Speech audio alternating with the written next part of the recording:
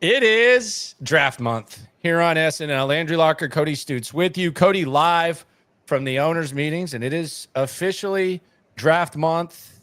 We are less than 4 weeks away from the Texans perhaps making a decision at 25, but we will have a much clearer grasp of what they're going to do with that pick, whether they trade up, whether they trade back, whether they stay put. And the speculation will obviously intensify. It will continue, but we could have a better grasp. And Cody Stoots, as always, on the scene live here on SNL. Yeah, West Palm Beach is nice and warm. I'm broadcasting from outside today. And you know what I heard more than anything, just talking to NFL people that are around here that cover other teams that also cover the Texans and just talking about the draft? More and more teams want to trade back out of the back part of the first round. That's like the hot thing for teams like 22 into 32.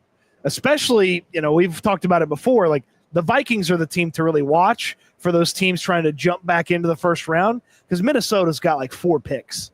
But I spoke to so many different people about teams want to move back out of that late first, but there's not a lot of there's no pre-draft move up. It's going to have to be, if they do, it feels like a lot of people want to do the day of move back and move up, but there's not going to be, it didn't seem like there was a lot of momentum for what Caserio did a year ago, where, he, weeks before the draft, he just decided to punt on the first round. I'm not saying he couldn't do it again on draft night, but it's far more likely, if he's going to be able to move back, it's going to be a draft night decision than anything before the draft. The draft is my new favorite thing to say is the draft is basically, it is a buffet where the only certainties are examples and exceptions. So if you have a belief in somebody, then you're going to use an example to say why that guy works. If you don't believe in somebody, you're going to use an exception to say why that guy doesn't work. So I think that's kind of where the draft is. We've kind of been in a situation. Shout out to everyone in the chat. It is SNL, Landry Locker, Cody Stoots with you. So we've kind of been in a situation where we're trying to get to know the tendencies of Nick Caserio and DeMeco Ryans. And I think sometimes you figure out tendencies earlier than anticipated.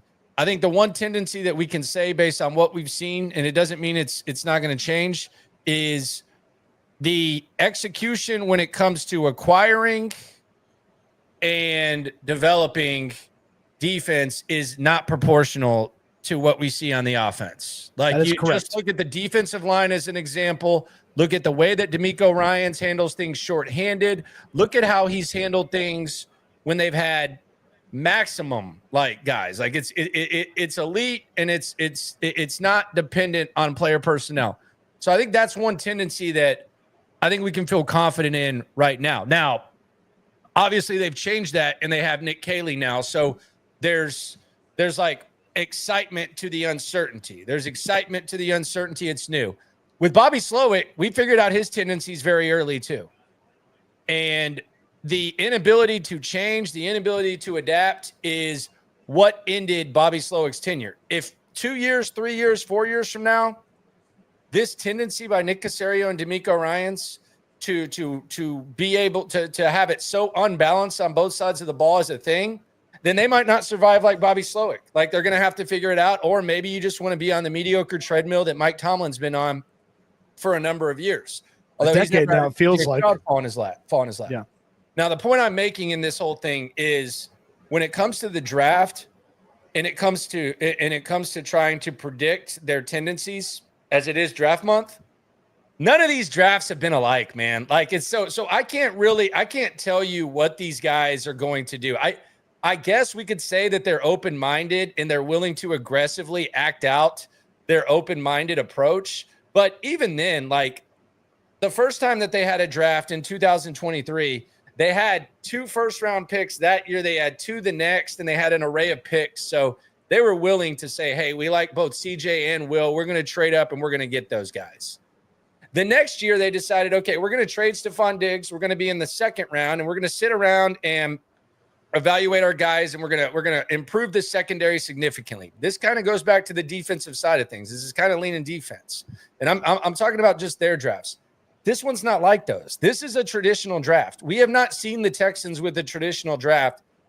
We also haven't seen them where there's really one side of the ball that probably deserves the most attention, and the fact that that side of the ball that deserves the most attention is the side of the ball that they struggle the most on, it kind of makes it a little bit crazy. So we can do it and we can try to do it.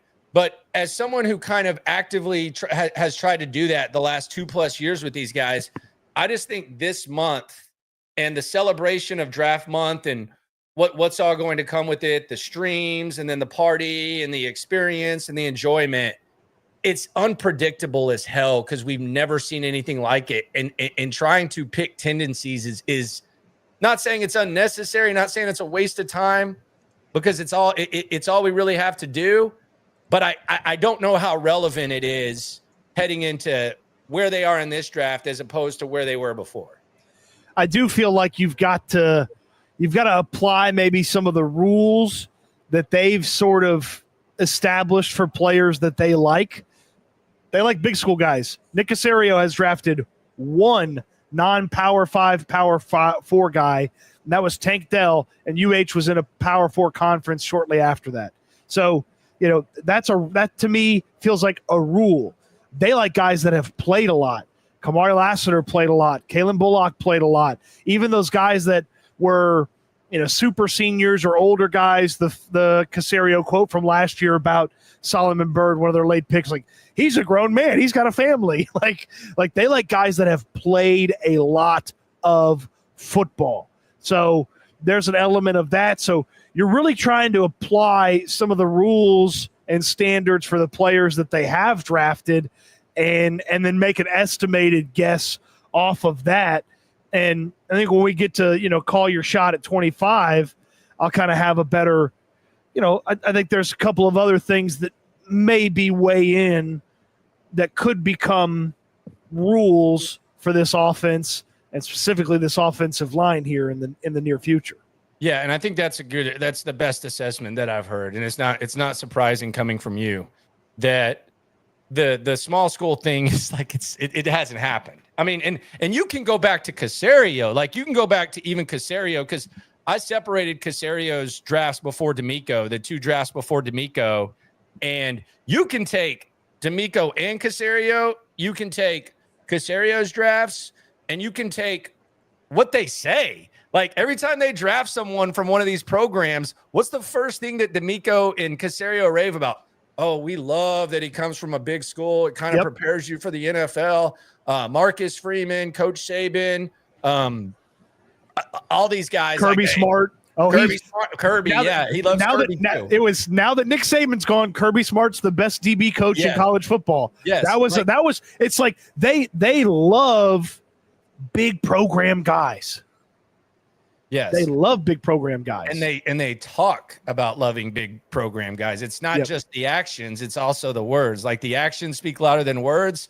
Words can also kind of confirm action. So, I think that's appropriate. And when we start talking about guys like your boy from North Dakota State and some of these other guys, the wide receiver, we're talking about wide receivers out of Utah State and all, like it's.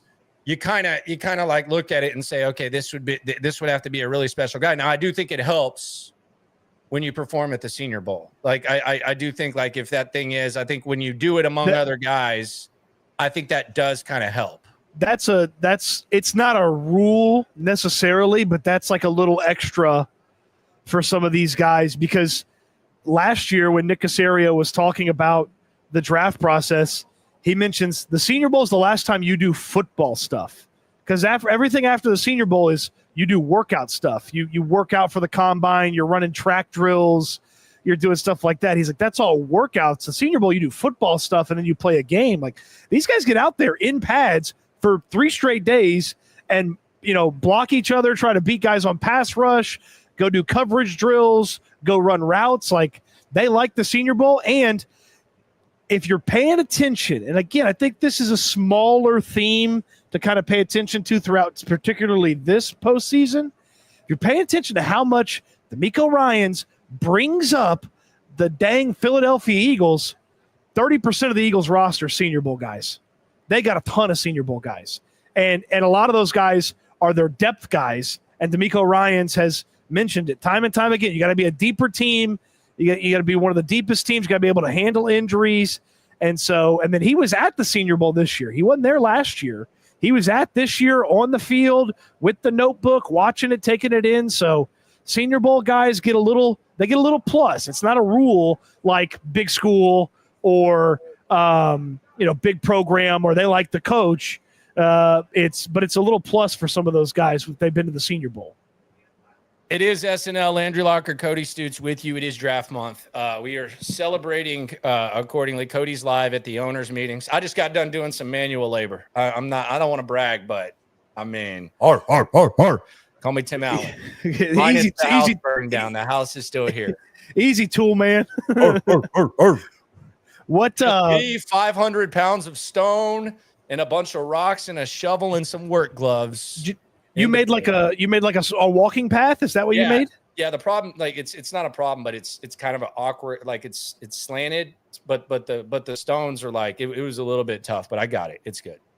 It's good. And that's not like, I'm not being critical of you because this is not me. You're not like Mr. Handyman. Hell no. Like you're not. Hell no. You asked me to change a tire now, but if it's manual, like I've unloaded two full 18 wheelers before by myself, like over the course of like 8 a.m. to like 10 p.m., like heavy stuff. Like I can do that. If it's manual, yes, I can handle it. Now, if you ask me to like mechanically use my brain, you're fucked. Like, okay, I'm just being honest. Yeah, you're screwed. Like if we have a flat tire, dude, say what's up. But yeah, that's just kind of where it at on the soup. You ain't never hate. Swarm. Thoughts on NFL rules and video first down sticks? Yeah, so they benched the chain gang. No more chain gang. It's gonna kind of suck for me. I don't know. I like the suspense of the chain gang, but we'll see how it works. I do wonder, like, if it's gonna be like they're not gonna have like a chip in the ball or anything like that, right? Because it's gonna be cameras. I always think it's funny when dumbasses think they sound smart. And no offense if any of you, I'm a dumbass, you're a dumbass, we're all dumbasses. So I'm not like trying to say it, but I always think it's funny when dumbasses think they sound smart and they say, well, if you put a chip on the ball, you can tell. Okay, so you can roll over the line like with the chip in the ball. Like it's not like that doesn't you still have to see where it went down, where the ball was. If a chip's in the ball, then if you're out of bounds and then you reach over, then all of a sudden like the light's going to go off. That means that is the biggest waste of technology ever. Yeah. So this new technology, it's from Sony. It's called Hawkeye. And they're going to put all these cameras in these NFL stadiums as well as the international venues. And you're the TV guy. You have a 4K TV? Are our TVs 4K? I don't know. Yeah. Well, these cameras are 8K cameras, which it just sounds expensive. So they're gonna put all these cameras in, and it sounds like the NFL, probably with a partnership with Sony, is footing the bill to make sure that this is how you do all the measuring and things like that. I do have 4K, but I never use it. Like it's only on certain football games. Like, yes, I do. Yeah. Downstairs, the 85er or whatever it is. Okay. And these are the same. So yes, like on certain football games, there's 4K, but it's not just 4K the whole time. Well, these are going to be 8K cameras that replace the chain gang. Now the chain gang will still be there as a backup. Good. We need their presence. Well, they would take away jobs from the retired if they got rid of the chain gang. Yeah, because that is probably that happens more than it should. NFL player, elite athlete comes crashing into 75-year-old man who cannot get out of the way on the chain gang, and then he's like laying over there, hold the spot, man, and his legs bent sideways, and you're like, oh no, what happened to the old guy? He's protecting his spot, bro. He's like holding down the fort like a mofo. Yeah. That, and I mean the tush push is getting kicked to another month. So it's a joke like that. I said this yesterday. Sean McDermott is the biggest dick piece in all of sports. And I think it's embarrassing that he's the one guy who's being vocal about it. And I think it's even more embarrassing that he's actually virtue signaling and doing something that I hate that goes on in society. Is he's saying it's for player safety while saying and acknowledging that he has no data to back that up, and also acknowledging that they do it the second most and scored 7 touchdowns on it last year.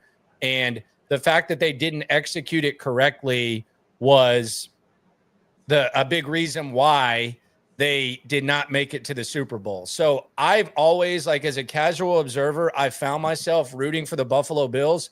I will never support anything that Dick Peace does. They are my least favorite team now. I think he's an absolute loser. I think he's a clown. I think he's a chump. And I think he kind of reminds me, and I'm not using all these adjectives to like say this guy is this, but you know this. And I brought this up yesterday, and people actually thought it ended up being a good analogy on the night stream. But it reminds me of our fantasy league. And we've been in the same fantasy league for 15 years. And we kind of are the guys who oversee it. And we always have said, okay, whenever we're talking about rules, then I don't want to hear from somebody who only suggests rules based on what their current situation is. Yep. In other words, if you've used, because we have a move limit, let's say it's 25. You've used 18 moves, so now all of a sudden you think that we should have more moves. Well, the next year you've only used 7, so you all of a sudden don't think that we should have more moves in that certain time. Sean McDermott is the dickwad who only changes rules based on how they benefit him. Correct. And not only does he do that, which I can kind of like somewhat understand, he also does it and he virtue signals and talks about something that's very important in player safety, and he doesn't give a rat's ass about it. That guy is an absolute disgrace. He's pathetic. He's a loser. I was actually defended him a few years ago when that stuff came out. He's a scumbag. I'm glad he's never won a Super Bowl, and I will root for anyone. I love Buffalo Bills fans. I think they're the best. I think they've suffered. I think they're the most passionate. I will never root for a football team coached by that idiot ever again. And it's interesting that we see Aaron Glenn and DeMeco Ryans coming out and saying, yeah, I don't think you should ban it because it's kind of a slippery slope. And this is the other thing that's funny about it. Everyone tries to do it, and they can't do it as good as the Eagles. And let me think about why that is. Is that because they know how to stick their hands in the quarterback's ass and push harder? No. Have you seen the video of Jalen Hurts squatting before he went to the draft? He's squatting 700 pounds. Yeah. You don't see quarterbacks squat 700 pounds, okay? That's the equivalent of an NBA player, basically, with how rare the skill is, having a 60-inch vertical. You don't – show me another quarterback not named Tim Tebow that's actually serviceable in the NFL that is squatting 600, 700 pounds. It doesn't happen, okay? So that might have something to do with the reason why that play works so well. Not because they're doing something dangerous, but because the guy squats 700 pounds. And I saw 2 former NFL players, DeMeco and Aaron Glenn, talk about it. Guys who've actually played the game, guys who are actually players, coaches, not saying that's the end-all be-all, and they didn't mention safety. And quite frankly, it gets in their way as much as anything else. Aaron Glenn was battling the Eagles to get to a Super Bowl the last couple of years. He didn't say a damn thing about it. DeMeco Ryans in the NFC Championship game stopped the Eagles on 3rd and 1, and they just ran the SOB again, the same play again, and got it on 4th and 1. I have zero respect for Sean McDermott. I have zero respect for Sean McDermott. And it's not just that he's against it. Look, I understand if you're gonna adjust things based on your competitive situation.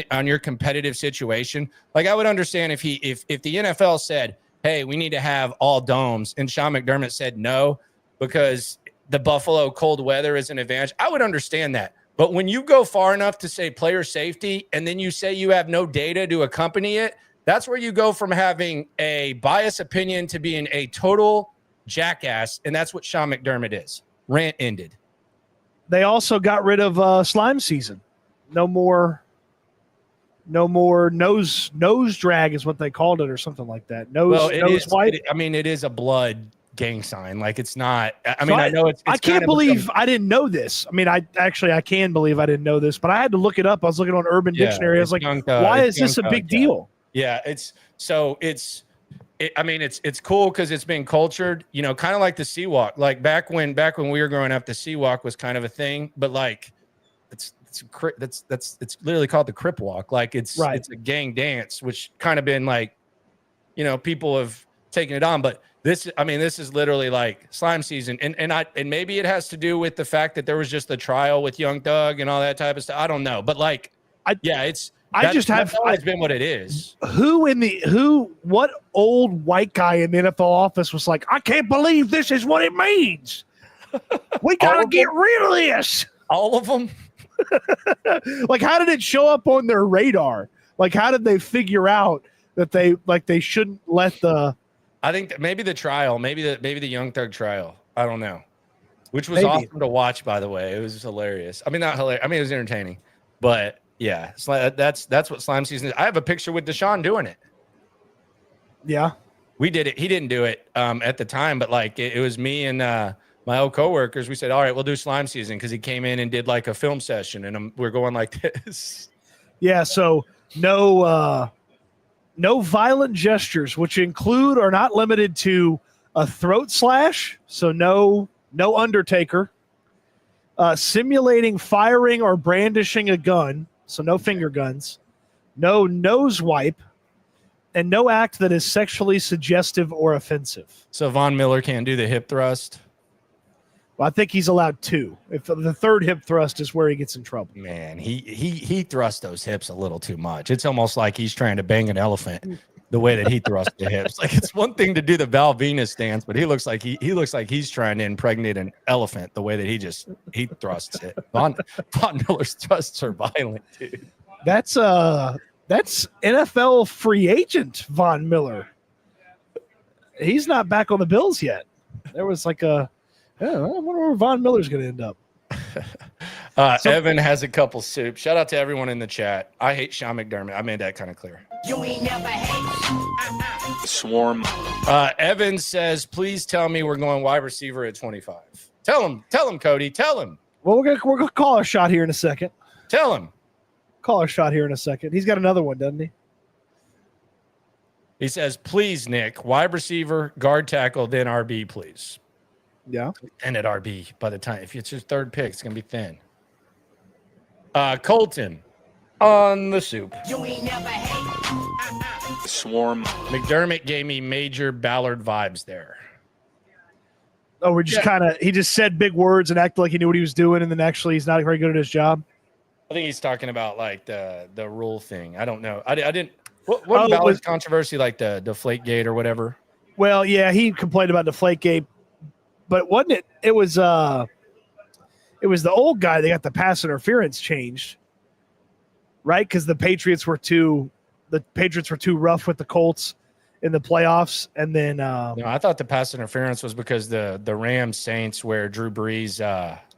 No, this is like in the first decade of the 2000s. They cracked.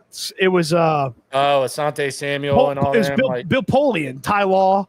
Like Bill Polian complained about how aggressive the DBs were, and the Patriots, like they changed the way the Patriots had to play defense or something like that because they were too physical with Peyton's receivers. Very interesting. Yeah. I've been saving this for you. I had a run-in with Shane Steichen yesterday. Okay, how'd it go? He farted on me. No, he didn't. Yes, he did. No. So we went into this where they have the annual meeting, the owners meeting.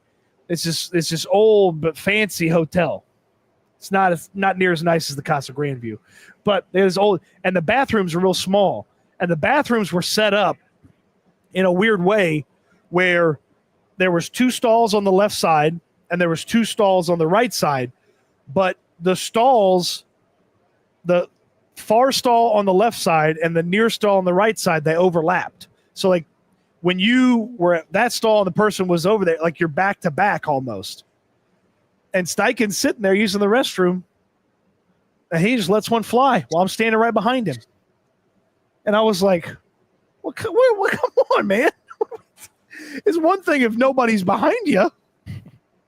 But like he knew I was, and then he went and washed his hands, and I kind of gave him a look, and he kind of looked at me as he's washing his hands. He washed his hands and he left, and I was like, the Colts coach just farted on me. So how does that make you feel about him? I mean, he kind of alphaed me. I can't lie to you. If I could have mustered up some return fire, I would have. Huh. Interesting day for you. Shane Steichen. He sounded like he needed to go to the stall instead of the urinal, man. Wow. But yeah, Shane Steichen farted on me. Now I'm gonna get him back next year. I'll follow him to a bathroom. Okay. Get him back. Okay. Yeah, that's something I did not anticipate hearing, but congratulations. You know what? That's something you're only getting on SNL. Yeah, I hope so. Hopefully only once. Hopefully only once. Should we finally call our shot here? The folks have been waiting. All right, call your shot. Pick 25. Now, are we staying or are we trading up? I believe they will end up sticking and picking. Okay. I don't believe right now there's enough momentum for one of these teams at the top of the second round to jump up. And if they do, they're going to try to jump up with Minnesota because Minnesota's desperate to get a couple extra picks. Okay. So today, the first day of draft month, I believe they're sticking and picking. All right. Who are they picking? They're picking Ohio State wide receiver Emeka Egbuka. Yeah, I think they're going to have to trade in front of 20 to do that.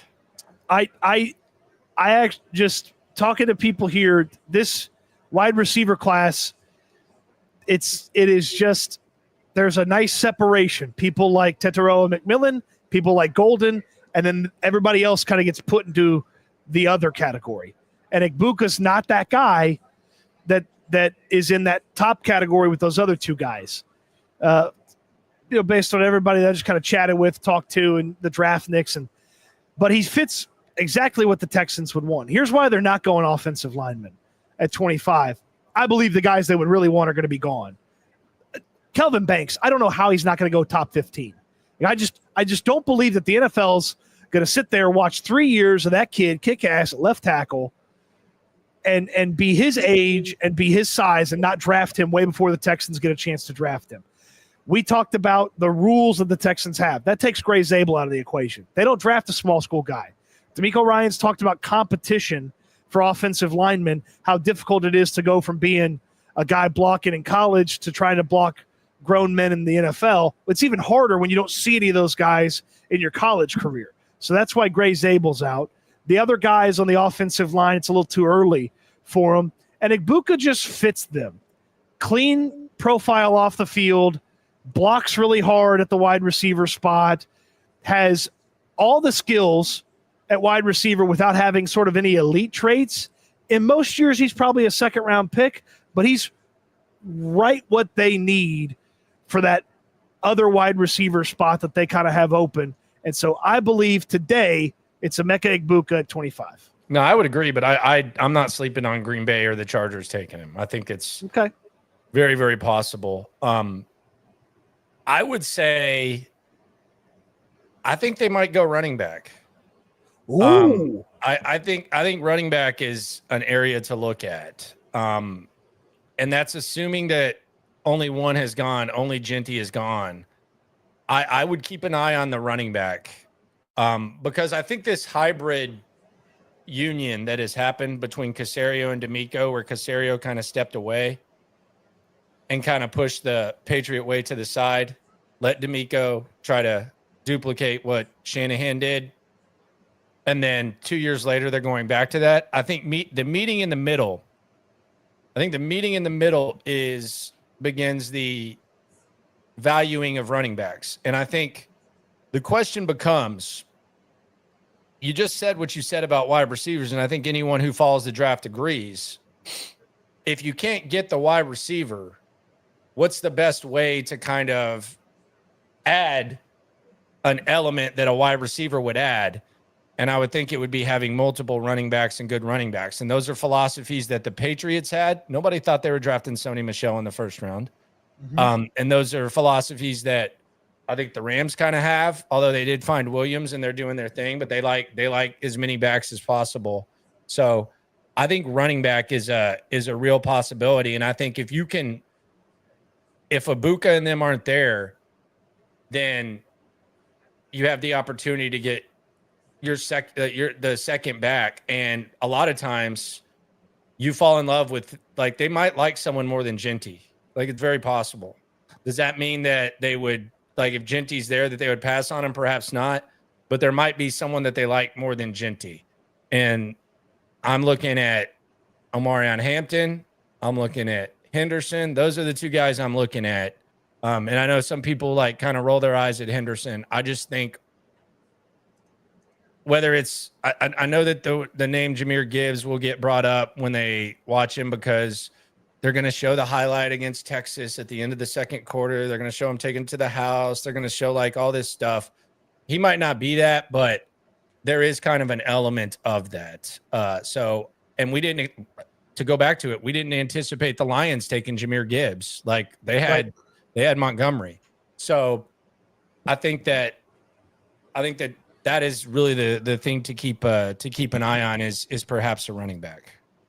And another thing that's kind of rattling around in the back of my brain about why it's not O-lineman at 25. One is, again, I think the guy that would be the no-brainer would be gone, and that's Kelvin Banks from Texas.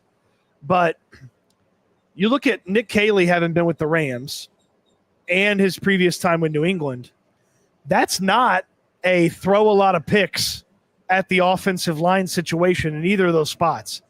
The Rams have spent one top 100 selection on an offensive lineman the past 5 drafts. Now, they haven't had all their picks. Okay, so that's them picks.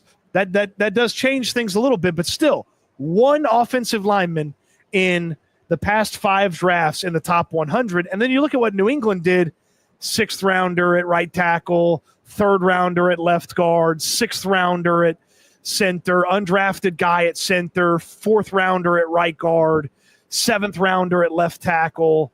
Like they've had some less invested, coached up guys on the offensive line. And that's when Cole Popovich and Nick Caley were in New England. And I just wonder if they believe, let's go get something else. Let's go get something premium in this draft. And then we'll grab one of these guys and just coach them up here on day 2. See, they're not scared to have like an embarrassment of riches. Like they didn't mind having as many running backs as possible in New England.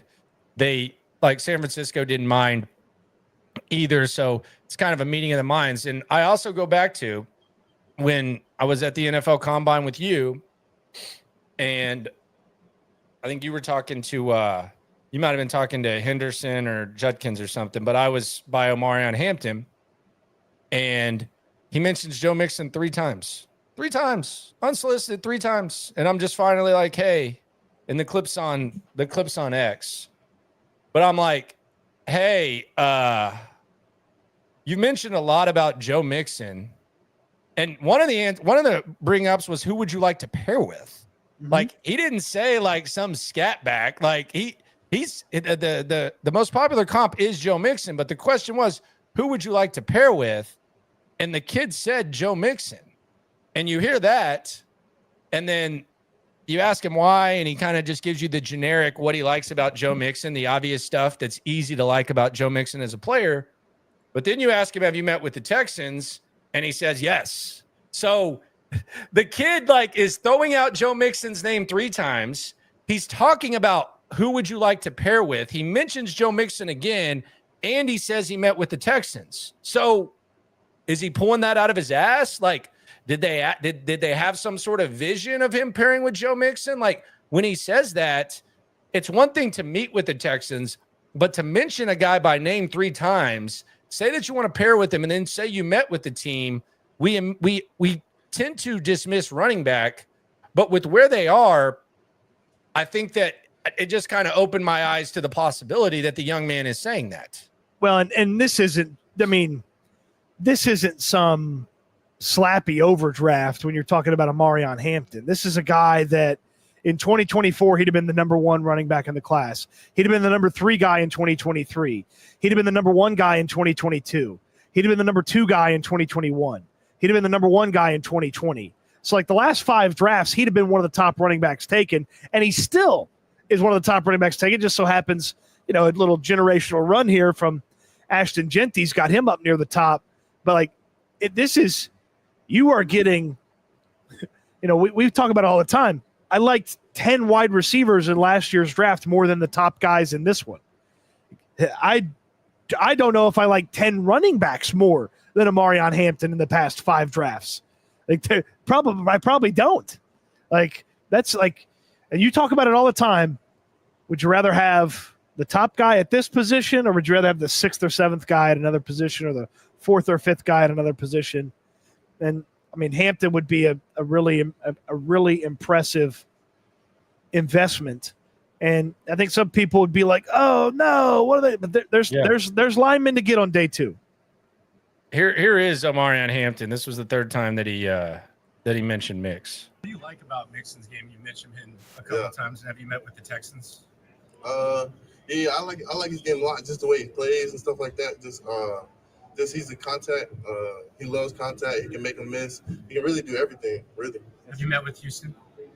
A little bit. I talked to a few of those coaches. Yeah. All right, so there you go. So here's the other thing too.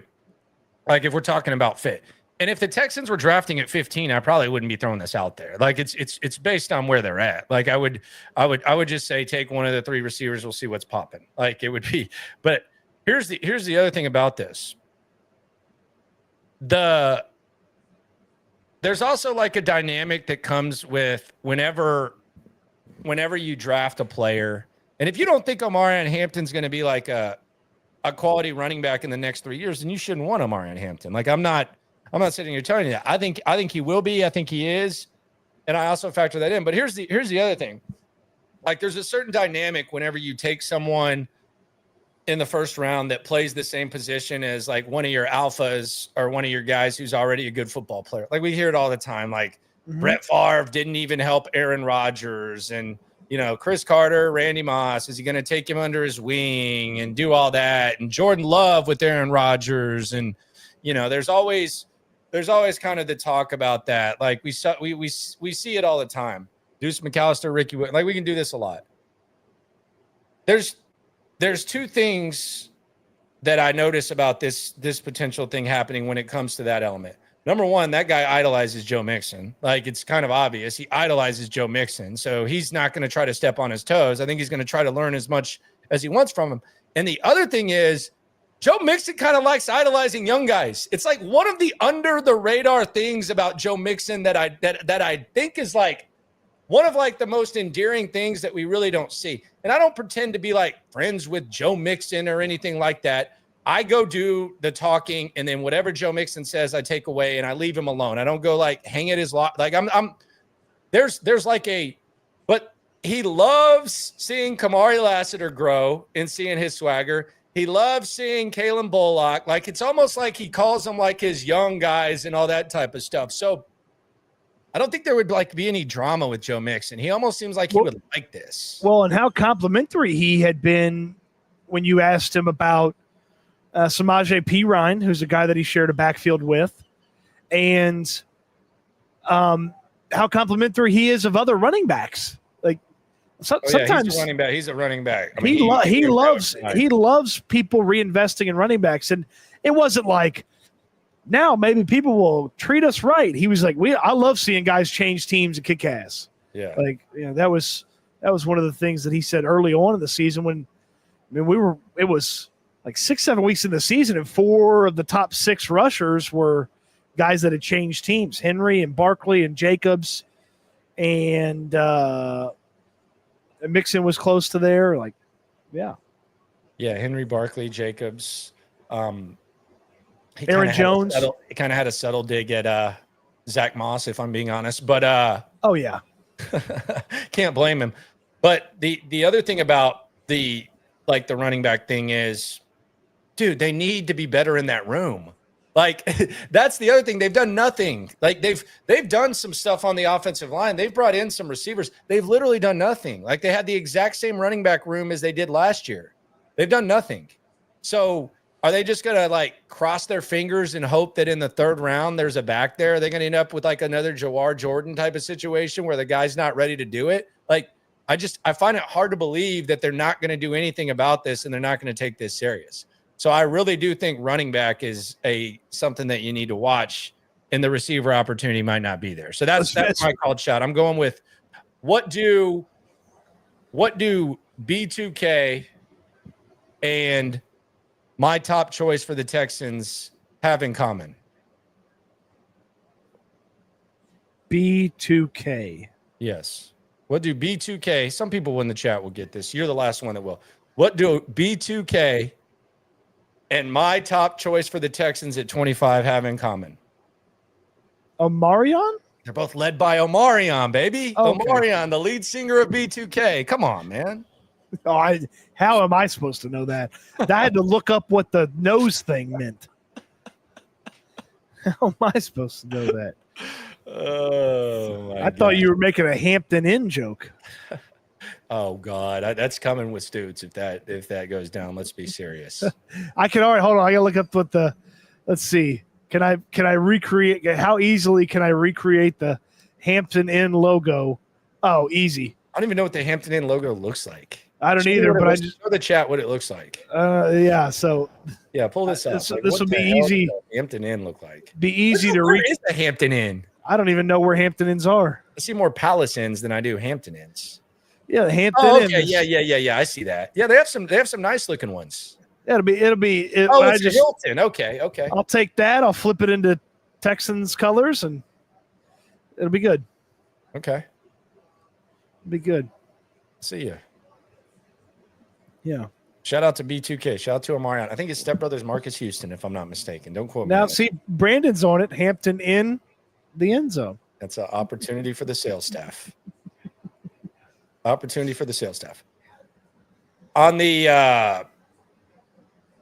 the chat, Cho Zen says, you men have the best Texans talk around from Oklahoma. I salute for keeping Texans fans up north, up to date, everything Texans love.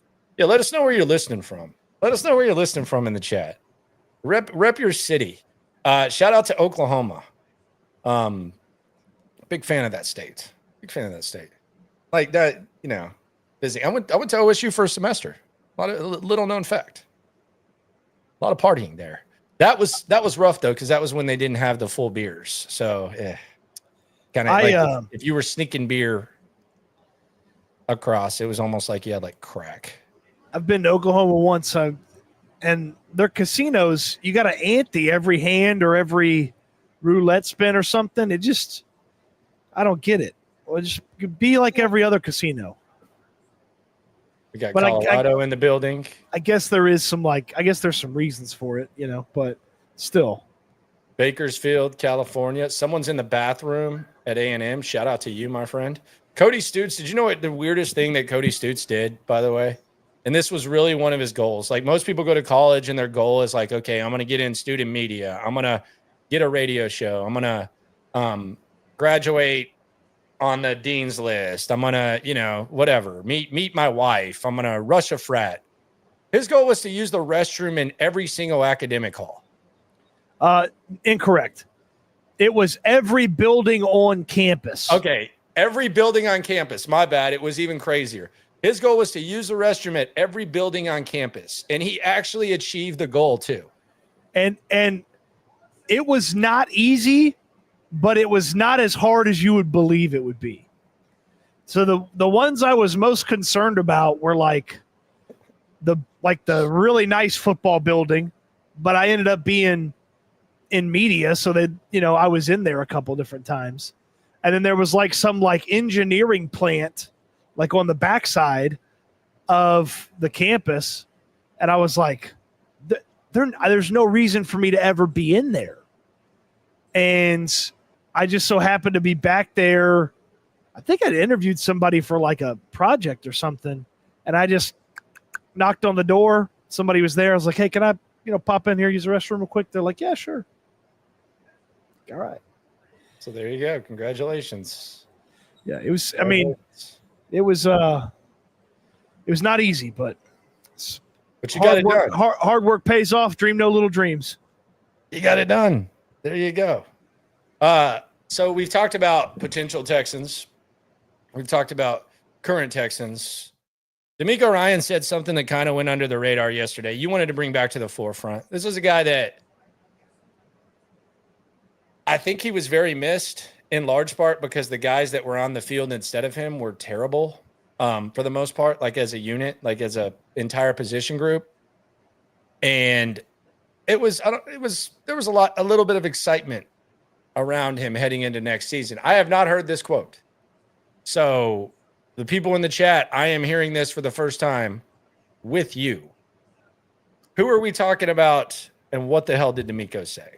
DeMeco Ryans was asked about the tight end room, and man, did he restart the hype from last year in a big way. Listen to DeMeco Ryans. I'm really excited to see Brevin and what Brevin will bring this year. He was on track to have a really great year last year. Unfortunate injury that happened to him in the game. It just shows how tough Brevin is. He played through the entire game. He didn't even know he was injured until after the game. But he's having a really good offseason. He's putting the work in. He's there every day. And I'm excited to see what he brings and see his growth. Brevin's still a young player, so I'm excited to see Nick, what he can do to improve Brevin's game, Dalton, and also Cade. His background with the tight ends, I think he can take it to the next level. Him working with Coach Moreland, I think it's going to be a really good group for us.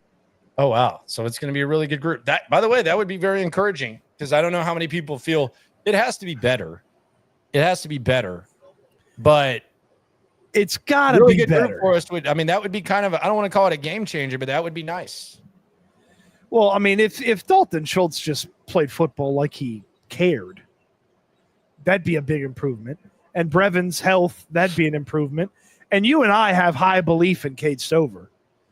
I just know that he's going to work. I know that he's going to put in his the work. Best effort. Yeah, he's going to put in the work. If do you think Cade Stover knows any restaurants in Houston? Be serious.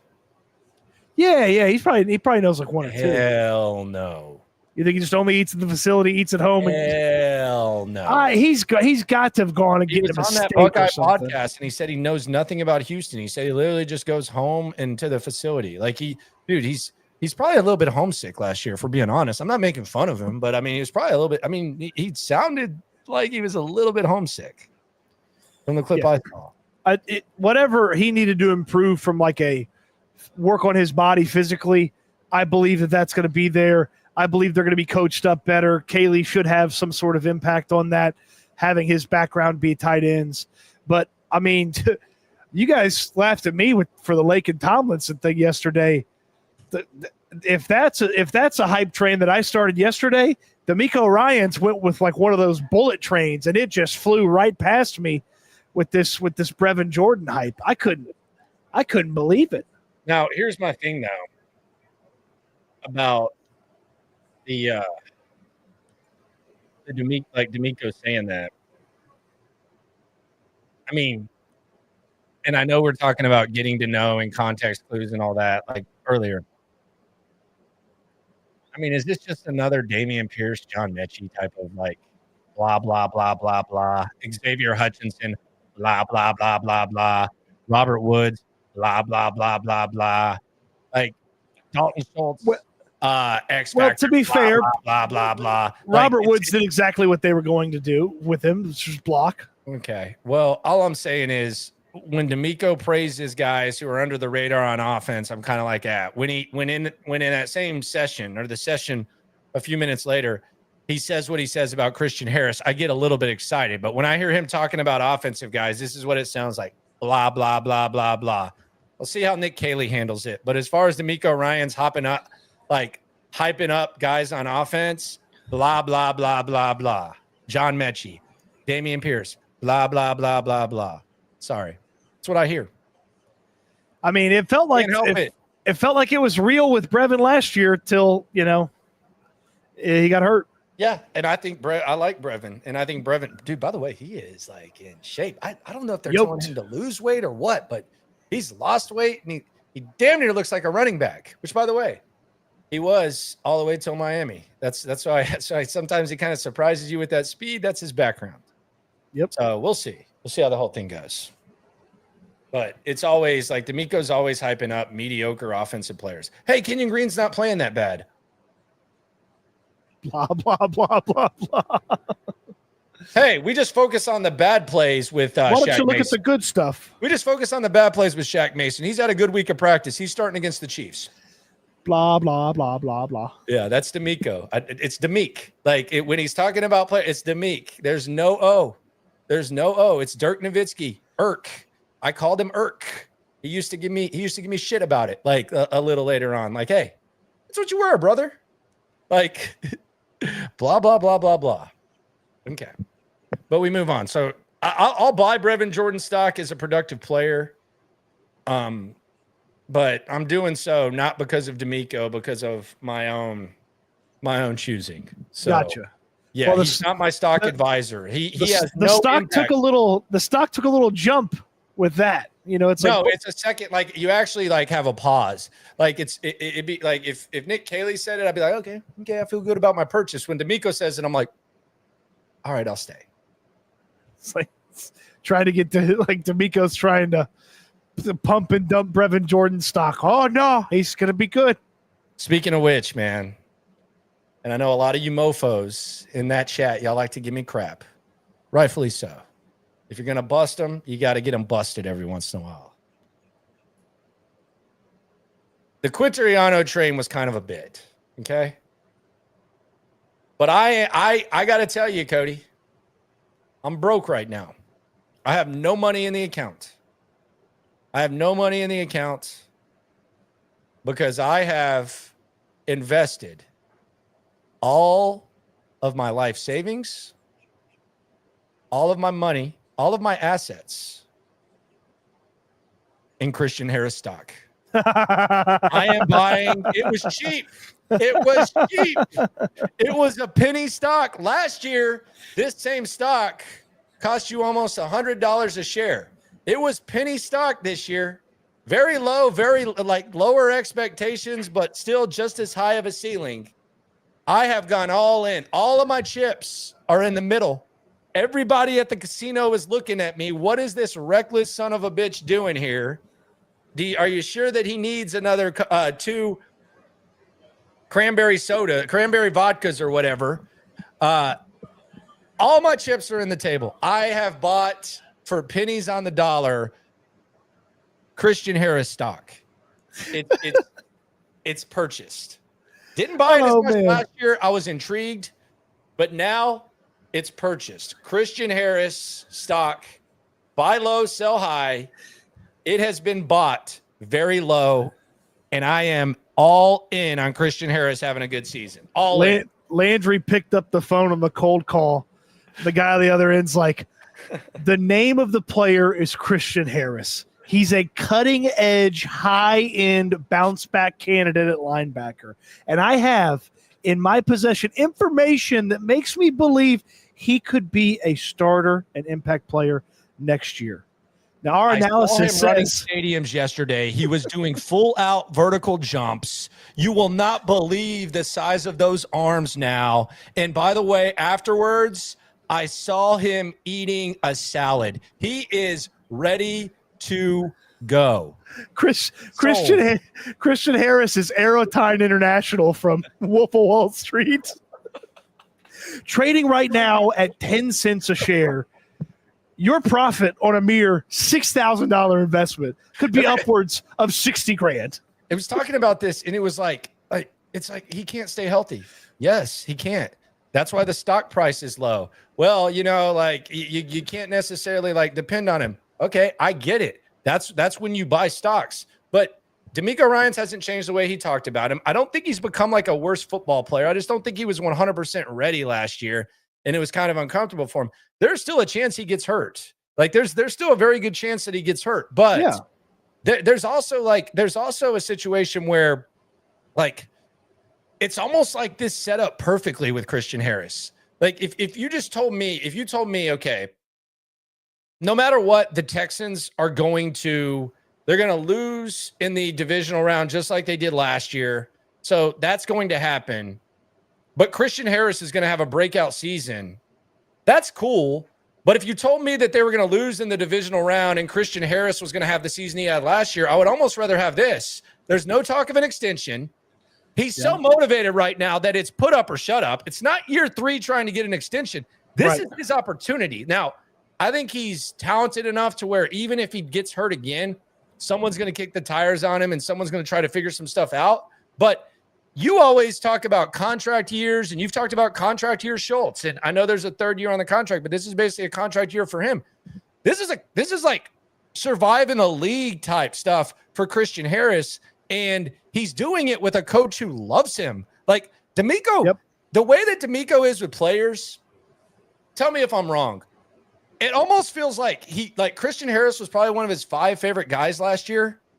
He might even like it more because of what he went through this year. Like he might actually take it upon himself to even do more with Christian Harris this year.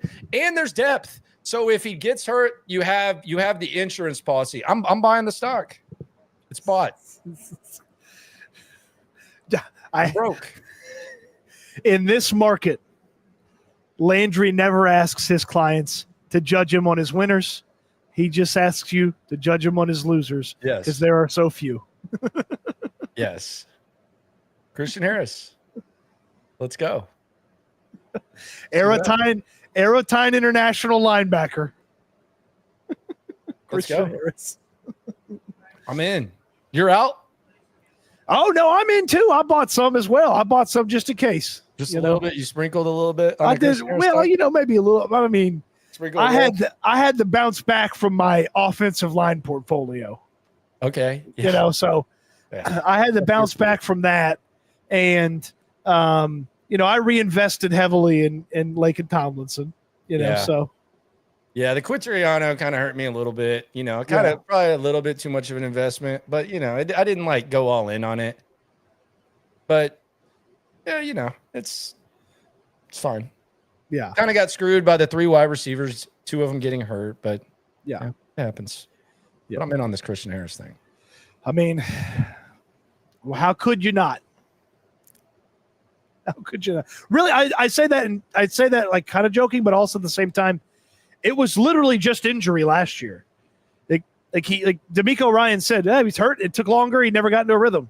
Like it was really just injury. It's not like he went out there and played poorly for the entirety of 2024. Yep. See how it goes. I'm intrigued. Linebacker depth improved. D-line depth already good, improved. Safety starters improved. Corners next. Can't win them all. Can't fill all the holes, but that's just on the defensive side. So see how it goes. Shout out to Christian Harris. I'm looking forward to seeing what he brings to the table this year. I am too. Looking forward to it. He's got a lot around him too, man. What a perfect way to play linebacker. You got that secondary behind you. He's just got to play. You got those edge guys with you. He can blitz. You got Aziz, and you got To'o. The surroundings are perfect. This is laying out nicely. He's just got to get through, at the very least, a half a training camp practice. Hey, can I borrow $50? You trying to continue to invest in it? Is there a comeback player of the year, Christian Harris, that I can use? That's probably like 200 to 1. That's got to be that. They may not even put that one on the board because Dak's going to be at the top. Yeah, Dak will be up there. Dak will be at the top. All the guys. I guess Christian Harris would have to be like an All-Pro to win that award or something. If he was an All-Pro linebacker, I'd be pretty excited.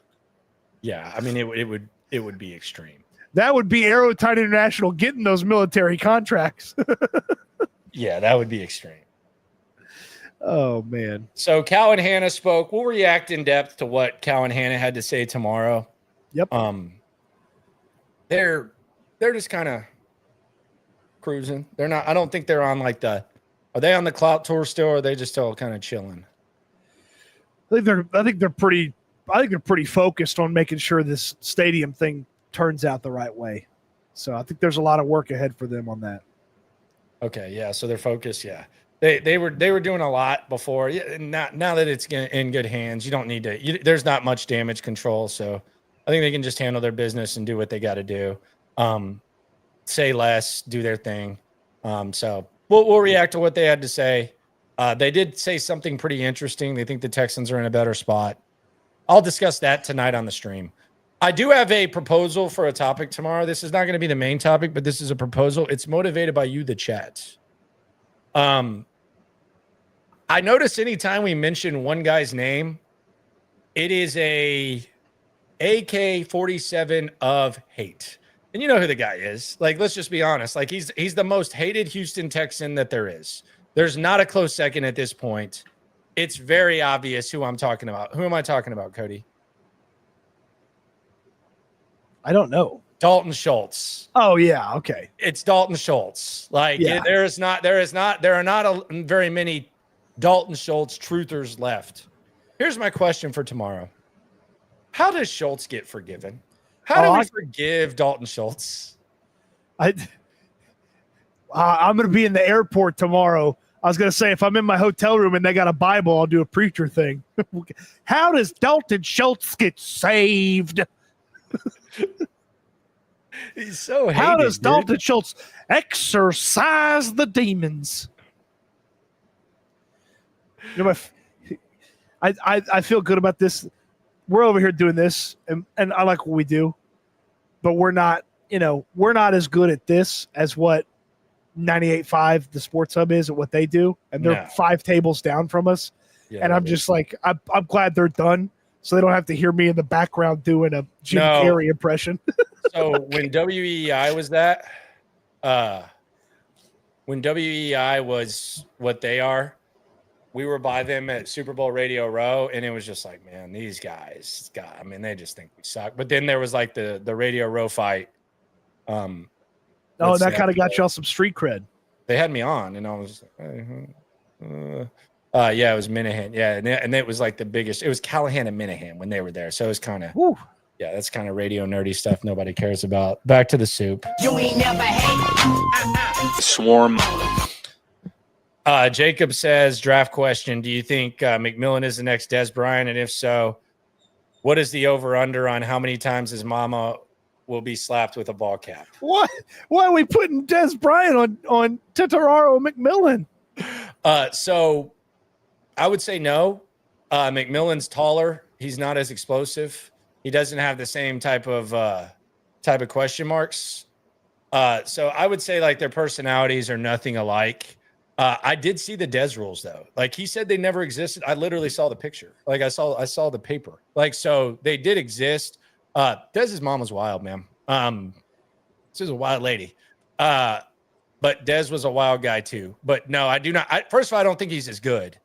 If he was Des Bryant, my God, if he's there at 25, take him. Like, good Lord, take him. But no, I don't think they're the same type of player. I don't think they have the same type of personality. And I actually think Des Bryant loved football like a lot. Like yes. That's the like Des Bryant is one of the only guys in my life watching football that I've always said this. He tries to tackle the guy trying to tackle him. Like that is like one of the damnedest things that I've ever seen. Every time Des Bryant would catch a pass, he would have the football in one hand and they would be tackling him and he'd be trying to tackle them. I think football was what was it that Kobe Bryant said to me? Not R.I.P. Kobe Bryant. The Kansas corner said, "Football's all I got." To be honest, for real was the quote. I think Des Bryant was that way. So I don't think they play alike. I don't think they are alike, and I think the question marks aren't similar. I think Des Bryant loved football as much as anyone that I've ever seen. Boy, Okie State had a run there with those wide receivers, man. Oh man, I felt bad for Justin Blackman. Justin Blackman just drank, man. Like he was such a nice kid, and he just Could he not was quit so drinking. good at football. He could not quit He was so drinking, good and at he football. smoked. And that was when the smoking happened and all that. Like, he just drank his ass off, man. Yeah, Justin Blackman was good, dude. Dez was good. Yeah, OSU used to bring it. I mean, every other year they just be bringing that heat. That was prime Big 12, bro. That was like Mike Leach at Tech, Mac Brown, Colt McCoy, Vince, Pika Gundy's powers. Kansas, fat ass man Gino doing his thing. He's skinny now. Kansas State, Bill Snyder. You didn't know what the hell he was going to do. Gary Pinkel with Missouri. Yeah, the random Missouri teams. They would come around every once in a while with Brad Smith and Chase Daniel. Big 12 used to be fire, man. Big 12 used to be just straight OU, Bob Stoops. Nobody wants it with him. Man, it was nice. Big 12 was sick. Tech. Yeah, we already mentioned that, but wow. You said Snyder already? I did.